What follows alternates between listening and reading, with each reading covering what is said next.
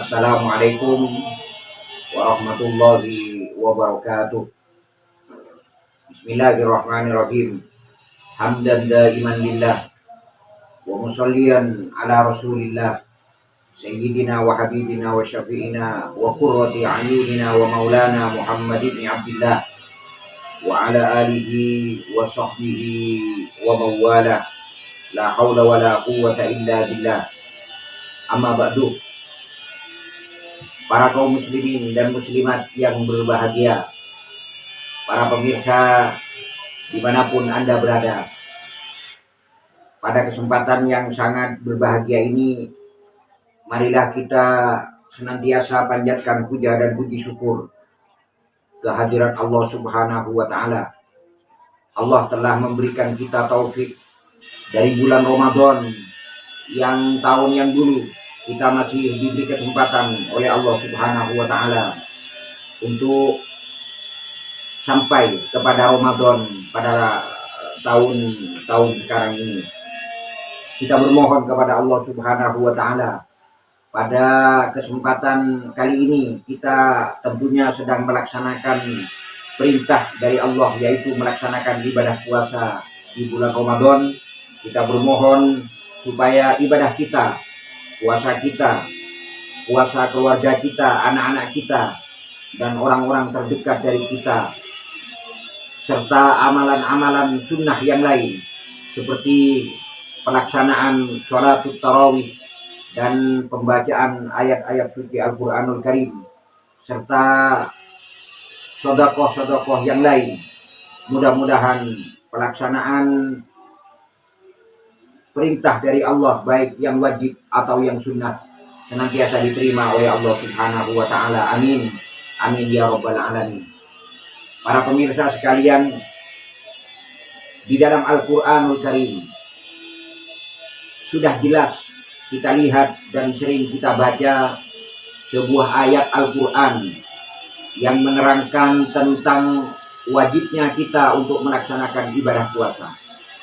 Dalam Al-Quranul Karim surah Al-Baqarah ayat 183, insya Allah kalau saya tidak keliru, Allah Subhanahu wa Ta'ala berfirman, yang mana firman ini menjelaskan tentang kewajiban kita sebagai umat Islam, sebagai umat dari Rasulullah Sallallahu Alaihi Wasallam untuk melaksanakan ibadah puasa. Dalam ayat ini Allah berfirman, A'udzubillahi minasyaitonirrajim, Bismillahirrahmanirrahim. Ya ayyuhalladzina amanu kutiba alaikumussyam kama kutiba alal ladzina min qablikum la'allakum tattaqun. Yang artinya kurang lebih, ya ayyuhalladzina amanu, wahai orang-orang yang beriman, kutiba alaikum, telah diwajibkan, alaikum kepada kamu sekalian, apa yang diwajibkan oleh Allah kepada kamu sekalian, asyam, yaitu melaksanakan ibadah puasa. Allah telah mewajibkan kalian untuk melaksanakan ibadah puasa. Kama kutiba alal ladzina min qablikum la'allakum tattaqun, seperti Allah telah mewajibkan kepada umat-umat min qablikum sebelum kamu, la'allakum tattaqun, supaya kamu semua tattaqun, termasuk orang-orang yang bertakwa. Dalam ayat ini sudah jelas. Coba kita cerca ayat ini satu persatu. Kita pikir ayat ini satu persatu, kalimat demi kalimat. Ya ayyuhalladzina amanu, wahai orang-orang yang beriman, kutiba alaikumussyam, diwajibkan terhadap kamu sekalian asyam, melaksanakan ibadah puasa. Dalam ayat ini menurut ulama ahlul mufassir, menurut ulama yang ahli-ahli tafsir, itu dijelaskan bahwa dalam ayat Al-Baqarah, surat Al-Baqarah ayat 183 ini Allah memanggil orang-orang yang beriman. Jadi yang dipanggil oleh Allah adalah orang-orang yang beriman. Makanya di awal ini kalimatnya adalah ya ayyuhalladzina amanu, wahai orang-orang yang beriman. Artinya yang dipanggil oleh Allah Subhanahu wa Ta'ala adalah orang-orang yang beriman. bukan orang kafir, bukan orang munafik, bukan cuma sekedar orang Islam, bukan. Tapi yang dipanggil ya ayyuhalladzina amanu, wahai orang-orang yang beriman. Yang dipanggil adalah orang yang beriman. Artinya hitobnya, panggilan dari Allah pada ayat ini adalah orang-orang yang beriman.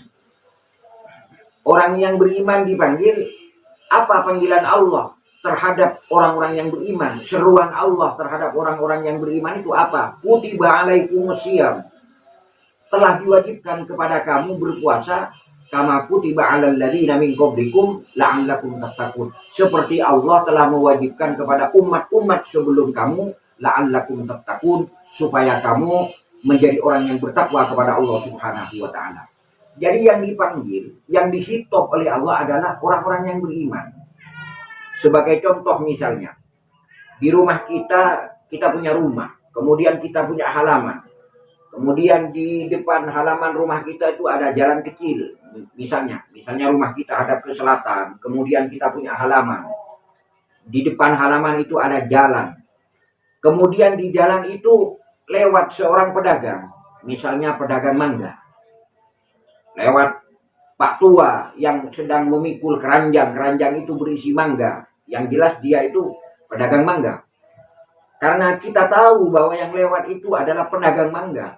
Kebetulan kita atau istri kita atau keluarga kita atau anak kita mulai kemarin memang mencari buah mangga.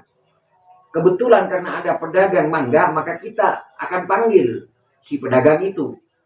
Paling tidak kita panggil, Pak, pedagang mangga. Nah, yang dipanggil kan pedagang mangga. Kita tidak memanggil pedagang pisang, kita tidak memanggil pedagang durian. Tapi yang dipanggil adalah pedagang mangga. Yang jelas, kalau si pedagang itu mendengar panggilan dari kita, atau yang kedua, alternatif kedua, kalau pedagang mangga itu memang ingin mangganya akan laku, supaya laku, yang jelas pedagang mangga itu akan berhenti dan mendatangi kita, karena kita selaku orang yang memanggil. Dalam ayat ini jelas yang dipanggil adalah orang-orang yang beriman. Maka beruntung kalau kita termasuk orang-orang yang beriman. Karena kita dipanggil oleh Allah sebagai orang yang beriman. Maka yang jelas orang akan melaksanakan ibadah puasa itu adalah orang-orang yang beriman. Kalau tidak beriman tidak mungkin. Karena panggilan Allah untuk melaksanakan ibadah puasa adalah kepada orang-orang yang beriman. Puasa ini diwajibkan kepada kamu, kama kutiba alal ladzina min qablikum la'allakum tattaqun. Seperti Allah telah mewajibkan puasa kepada umat-umat sebelum kamu. Dari umat, mulai dari umat Nabi Adam, umatnya Nabi Nuh, Nabi Soleh, Nabi Hud, Nabi Zakaria, umatnya Nabi Musa, umatnya Nabi Ibrahim, sampai umat Nabi Isa. Artinya umat-umat min qablikum sebelum kamu. Umat sebelum datangnya Rasulullah Sallallahu Alaihi Wasallam. Itu semua Allah perintah untuk melaksanakan puasa. Cuma syariat, kaifiyah dan pelaksanaannya tidak sama sesuai dengan situasi dan kondisi yang berada pada yang dialami pada nabi-nabi sebelum Rasulullah Sallallahu Alaihi Wasallam. Tujuan dari orang melaksanakan berpuasa apa? Atau hikmah dari orang yang melaksanakan puasa itu apa? Kenapa kok puasa itu diwajibkan oleh Allah? Kenapa kok kita diperintah untuk melaksanakan puasa? Dalam akhir dari ayat ini jelas, la'allakum tattaqun. Kita sebagai orang yang beriman diperintah untuk melaksanakan ibadah puasa, maka kita harus laksanakan perintah dari Allah itu. Perintah dari Rasulullah itu harus dilaksanakan.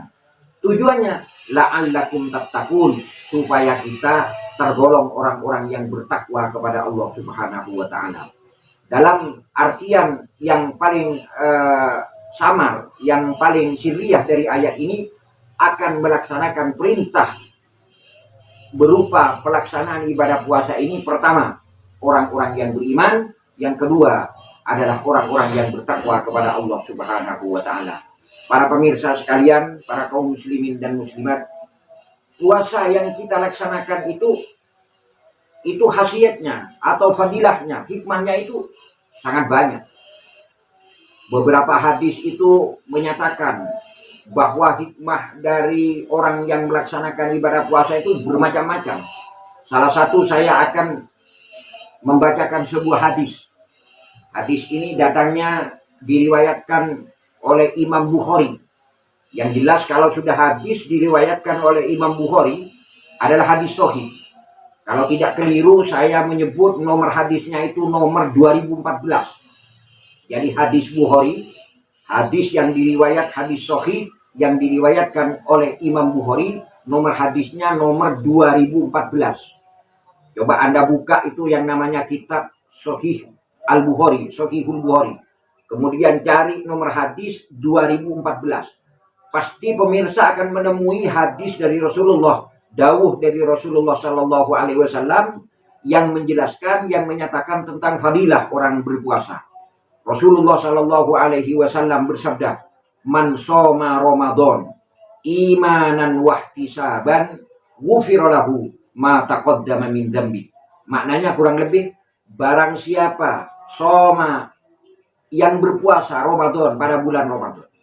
Kita berpuasa pada bulan Ramadan. Berapa hari? Ya 1 bulan. Bukan cuma 2 hari, bukan cuma 3 hari, bukan cuma 4 hari, 1 bulan. 1 bulan itu ada yang 30, ada yang 31, ada yang 30, ada yang 29. Tergantung ru'yah nanti, tergantung hisab. Yang penting kita berpuasa pada bulan Ramadan itu selama 1 bulan. Man shoma Ramadan, barang siapa yang berpuasa pada bulan Ramadan. Syaratnya ada 2. Ini bukan sekedar berpuasa, tapi syaratnya itu ada 2. Imanan, yang pertama. Yang kedua, wahtisaban. Pertama iman, iman. Yang kedua, wahtisaban. Setelah ini akan saya jelaskan apa itu iman, apa itu ihtisaban. Kalau umat Islam, kalau kita sekalian berpuasa imanan dengan penuh keimanan, wahtisaban dan penuh ihtisaban, maka Allah akan menjamin, menurut Rasulullah dalam hadis ini, ghufira lahu ma taqaddama min dzambi, maka Allah akan mengampuni dosa-dosanya yang telah lalu. Misalnya, selama 1 tahun sebelum kita melaksanakan ibadah puasa pada bulan Ramadan, sebelum kita sampai pada bulan Ramadan, kita banyak melakukan dosa. Zaman sekarang siapa yang tidak punya dosa? Kullu bani Adam khata'un wa khairul khata'in at-tawwabun. Setiap anak cucu Adam, setiap keturunan Nabi Adam, khata'un adalah orang-orang yang banyak dosanya. Jadi setiap kita itu pasti punya dosa. Sebelum kita sampai pada bulan Ramadan, kita selalu berbuat dosa. Baik dosa itu dosa kecil, apalagi dosa besar. Maka dengan berpuasa, menurut Rasulullah, itu akan diampuni dosa-dosa kita sebelum bulan Ramadan. Tapi syaratnya itu harus ada 2. Yang pertama, imanan. Ini syaratnya, harus iman. Orang berpuasa selama 1 bulan, imanan, dengan keimanan. Yang kedua, ihtisaban. Apa keimanan itu? Ulama menjelaskan yang dimaksud iman itu, orang berpuasa itu imanan. Iman itu maksudnya tasdiqon bi annaha min umuri syariah. Orang yang berpuasa itu yakin. Hatinya itu yakin, hatinya itu mantap bahwa dia melaksanakan ibadah puasa itu, pelaksanaan dari ibadah puasa itu yakin dirinya bahwa itu perintah dari Allah, bahwa itu perintah dari Rasulullah, bahwa itu termasuk syariat dari agama Islam. Itu yang dimaksud iman. Jadi kita berpuasa dengan penuh keimanan. Apa yang dimaksud iman? Saya ulangi, iman itu artinya kita yakin, kita percaya bahwa ibadah puasa itu adalah perintah dari Allah, perintah dari Rasulullah, merupakan syariat Islam yang wajib kita laksanakan. Itu yang dimaksud iman. Kemudian yang kedua syaratnya, wahtisaban. Apa yang dimaksud ihtisaban? Ihtisaban itu di samping iman kita harus ihtisaban. Apa ihtisaban? Ulama menjelaskan yang dimaksud ihtisaban ay tolaban min ajrillah. Semata-mata kita berpuasa itu hanya mengharap pahala dari Allah. Itu pertama, kita berpuasa dengan penuh keimanan. Artinya kita yakin bahwa perintah puasa ini dari Allah, dari Rasulullah, dan merupakan syariat dari agama Islam. Yang kedua, kita berpuasa itu hanya semata-mata mengharap ridhonya Allah, mengharap pahala dari Allah. Itu. Jadi kita berpuasa tidak ingin diagung-agungkan oleh orang. Misalnya ada orang yang tunangan. Misalnya begini, saya ambil contoh, ada orang yang tunangan. Kalau tunangan itu kan biasanya apa? Tunangan laki-laki kan sering datang itu. Kalau di desa-desa itu umum sudah. Orang yang masih tunangan antara laki-laki dan perempuan, kata Maduranya itu abogalan. Orang tunangan itu biasanya kalau bulan-bulan Ramadan itu tunangan laki-laki itu biasanya sering berkunjung, sering datang ke rumah tunangan yang wanita itu. Nah, dia itu puasa, tapi puasa misalnya tidak tolaban li ajrillah, tidak mengharapkan pahala dari Allah, tidak mengharapkan ridhonya Allah, tapi karena pengen, misalnya di alam, pengen disanjung oleh mertua. Wah, kalau menantu saya, bakal calon menantu saya ini orangnya hebat. Kenapa? Puasanya nggak pernah nggak puasa terus. Dia puasa terus. Nah, itu namanya kita itu puasa tidak tolaban li ajrillah, tapi puasa karena ingin disanjung oleh orang. Itu tidak boleh. Misalnya kita puasa karena ingin disanjung oleh guru, disanjung oleh orang tua, itu namanya tidak tolaban li ajrillah. Jadi syaratnya yang nomor dua, yang nomor dua adalah tolaban li ajrillah. Yang pertama adalah imanan, penuh keimanan, yakin bahwa puasa itu adalah perintah dari Allah. Yang kedua, hanya mengharap pahala dari Allah. Makanya dalam sebuah hadis qudsi, Allah itu berfirman lewat Rasulullah Sallallahu Alaihi Wasallam, as-saumu li wa ana ajzibih. Berpuasa itu untuk saya. Itu katanya Allah. Puasa itu untuk Allah. Makanya puasa itu adalah termasuk ibadah yang sifatnya sirriyah. Puasa tidak sama dengan sholat. Puasa tidak sama dengan haji. Kalau sholat, haji itu alaniyah, ibadah kepada Allah yang terang, yang tampak. Orang sholat, tetangga pasti tahu. Orang itu sholat Jumat, tetangga pasti tahu. Orang itu pergi haji, wah, apalagi haji, satu kampung nganterin, satu kampung jemput. Itu namanya ibadah yang alaniyah, yang terang-terangan. Tapi kalau puasa ini hanya berkaitan antara orang yang melaksanakan puasa dengan Allah Subhanahu wa Ta'ala. Orang lain tidak tahu kita pura-pura puasa, padahal kita sudah tidak berpuasa. Misalnya pada waktu pagi kita memang tidak puasa, kita masuk ke rumah kita atau kita berada di dapur kita, ada nasi misalnya satu piring, kita habiskan misalnya. Kemudian kita keluar, kita pura-pura tidak punya tenaga, kita pura-pura loyo, ketemu dengan teman. Kenapa kamu kok kayak nggak punya tenaga? Malah ditanya begitu, kadang marah sama tuh, kamu ini seakan-akan nggak tahu, sekarang ini kan puasa, saya ini lagi puasa. Padahal dia di dalam dapurnya sudah menghabiskan nasi satu piring, jadi nggak ada yang tahu itu. Makanya puasa itu disebut sirriyah, ibadah yang sirriyah. Tidak usah seperti itu. Misalnya gini, kita tidak puasa, kita pura-pura sholat zuhur di masjid, setelah di masjid kita ambil air wudhu. Teman kita pada waktu kita kumur, kita korupsi, kita minum air, kita kumur, kita teguk air itu sampai ke dalam perut. Jangankan orang yang 1 kilo dari masjid, teman kita wudhu itu nggak akan tahu. Makanya puasa itu hanya yang tahu adalah orang yang berpuasa dengan Allah Subhanahu wa Ta'ala, ibadah sirriyah. Makanya dalam hadis qudsi Allah itu berfirman lewat Rasulullah Sallallahu Alaihi Wasallam, as-saumu li wa ana ajzibih. Berpuasa itu untukku, wa ana ajzibih, dan aku, katanya Allah, ajzibih, yang akan membalas kepada orang-orang yang berpuasa. Demikian yang bisa saya sampaikan pada akhir pertemuan sekarang ini. Mari kita bermohon agar puasa kita selama 1 bulan diterima oleh Allah Subhanahu wa Ta'ala, menjadi ibadah yang makbulah, yang diterima oleh Allah dan dicukupkan pahalanya untuk kelak di akhirat nanti. Amin, amin ya rabbal alamin. Demikian yang bisa kami sampaikan, mudah-mudahan bermanfaat. Subhanakallahumma wa bihamdik, asyhadu an la ilaha illa anta, astaghfiruka wa atubu ilaik. Wa sallallahu ala nabiyyina Muhammadin sallallahu alaihi wasallam. Billahi taufiq wal hidayah. Wassalamualaikum warahmatullahi wabarakatuh.